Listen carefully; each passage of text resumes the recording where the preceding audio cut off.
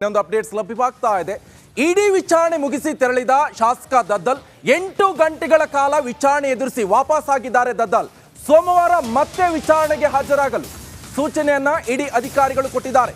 ಇಡಿ ವಿಚಾರಣೆಯನ್ನ ಮುಗಿಸಿ ಈಗಾಗಲೇ ತೆರಳಿದ್ದಾರೆ ಶಾಸಕ ದದ್ದಲ್. ಸತತ 8 ಗಂಟೆಗಳ ಕಾಲ ವಿಚಾರಣೆಯನ್ನ ಎದುರಿಸಿ ವಾಪಸ್ ಆಗಿದ್ದಾರೆ. ಸೋಮವಾರ ಮತ್ತೆ ವಿಚಾರಣೆಗೆ ಹಾಜರಾಗಲು ಇಡಿ ಅಧಿಕಾರಿಗಳು ಸೂಚನೆಯನ್ನ ಕೊಟ್ಟು ಈಗ ಕಳಿಸಿಕೊಟ್ಟಿದ್ದಾರೆ. ನೋಡಿ, ನಿರಂತರವಾಗಿ ಇಡಿ ಅಧಿಕಾರಿಗಳು ವಿಚಾರಣೆಯನ್ನ ನಡೆಸ್ತಾ ಇದ್ದಾರೆ. ಯಾಕಂತ ಹೇಳಿದ್ರೆ ಅಷ್ಟೊಂದು ಭ್ರಷ್ಟಾಚಾರ ನಡೆದಿದೆ. 187 ಕೋಟಿ, ಏನು ಕಡಿಮೆನಾ ಅದು? ಒಂದೆರಡು ರೂಪಾಯಿನ? 187 ಕೋಟಿ ರೂಪಾಯಿ ಭ್ರಷ್ಟಾಚಾರ. SIT ಅಧಿಕಾರಿಗಳು SIT ಅಧಿಕಾರಿಗಳು ವಿಚಾರಣೆ ನಡೆಸಿದ್ದಾರೆ. ದದ್ದಲ್ ವಿಚಾರಣೆಯನ್ನ ನಡೆಸಿ ಈಗ ವಾಪಸ್ ಕಳಿಸಿದ್ದಾರೆ. ಸತತ 8 ಗಂಟೆಗಳ ಕಾಲ ವಿಚಾರಣೆಯನ್ನ ನಡೆಸಿದ್ದಾರೆ ಅಧಿಕಾರಿಗಳು. ಇದರಲ್ಲಿ ಏನೆಲ್ಲ ಹಾಗಾದ್ರೆ ಮಹತ್ವದ ಮಾಹಿತಿಯನ್ನ ಬಿಟ್ಕೊಟ್ಟಿದ್ದಾರೆ ದದ್ದಲ್. ಇದು ಬಹಳ ಇಂಪಾರ್ಟೆಂಟ್ ಆಗಿರುವಂತ ಸಂಗತಿ. ಯಾಕಂತ ಹೇಳಿದ್ರೆ ಈಗಾಗಲೇ ಮಾಜಿ ಸಚಿವ ನಾಗೇಂದ್ರ ಅರೆಸ್ಟ್ ಆಗಿದ್ದಾರೆ. ಇಡಿ ಅಧಿಕಾರಿಗಳು ಬಂಧಿಸಿದ್ದಾರೆ. ಇತ್ತ ಕಡೆಯಲ್ಲಿ ಓಡೋಡ್ ಹೋಗಿದ್ದಾರೆ SIT ಅಧಿಕಾರಿಗಳ ಮುಂದೆ.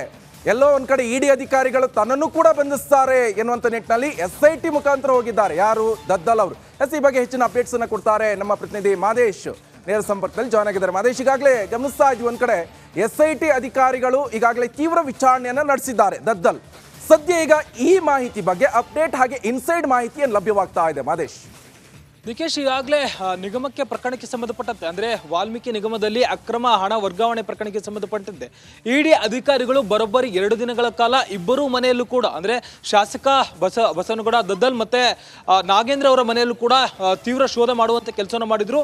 ನಿನ್ನೆ ತಡರಾತ್ರಿವರೆಗೂ ಕೂಡ ಬಸವನಗೌಡ ಮನೆಯಲ್ಲೂ ಕೂಡ ತೀವ್ರ ಶೋಧವನ್ನು ಮಾಡಿ ಅಲ್ಲಿ ಒಂದಷ್ಟು ಡಾಕ್ಯುಮೆಂಟ್ ಮತ್ತೆ ದಾಖಲೆಗಳನ್ನ ವಶಪಡಿಸುವಂತ ಕೆಲಸವನ್ನು ಮಾಡಿದ್ರು.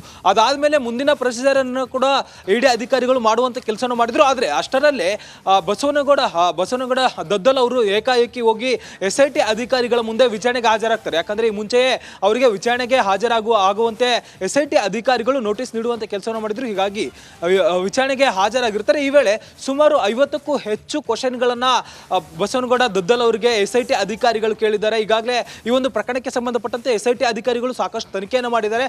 ಅದರಲ್ಲಿ ಒಂದಷ್ಟು ಆರೋಪಿಗಳನ್ನು ಕೂಡ ಅರೆಸ್ಟ್ ಮಾಡಿ ಸುಮಾರು 11 ಆರೋಪಿಗಳನ್ನ ಅರೆಸ್ಟ್ ಮಾಡಿ ಅವರಿಂದ ಒಂದಷ್ಟು ಹೇಳಿಕೆಗಳನ್ನ ಪಡೆದುಕೊಳ್ಳುವಂತ ಕೆಲಸವನ್ನು ಮಾಡಿದ್ದಾರೆ. ಜೊತೆಗೆ ಬ್ಯಾಂಕ್ನಿಂದಲೂ ಕೂಡ ಒಂದಷ್ಟು ಡಾಕ್ಯುಮೆಂಟ್ಗಳನ್ನ ಪರಿಶೀಲನೆ ಮಾಡುವಂತ ಕೆಲಸನ ಮಾಡಿದ್ರು. ಜೊತೆಗೆ ಒಂದಷ್ಟು ವಿಡಿಯೋಗಳು ಮತ್ತೆ ಆಡಿಯೋಗಳು ಕೂಡ ವೈರಲ್ ಆಗಿದ್ವು. ಅವೆಲ್ಲವನ್ನು ಕೂಡ ಮುಂದಿಟ್ಟು ದಾಖಲೆ ಸಮೇತ ಬಸವನಗೌಡ ದದ್ದಲನ್ನ ವಿಚಾರಣೆ ಮಾಡುವಂತ ಕೆಲಸ ಮಾಡಿದ್ರು. ಸುಮಾರು 8 ತಾಸುಗಳ ಕಾಲ ಅವರನ್ನ ವಿಚಾರಣೆ ಮಾಡಿ ಈ ಒಂದು ಪ್ರಕರಣಕ್ಕೆ ಸಂಬಂಧಪಟ್ಟಂತೆ ಒಂದಷ್ಟು ಮಾಹಿತಿಗಳನ್ನ ಕಲೆ ಹಾಕುವಂತ ಕೆಲಸವನ್ನು ಕೂಡ SIT ಅಧಿಕಾರಿಗಳು ಮಾಡಿದ್ರು.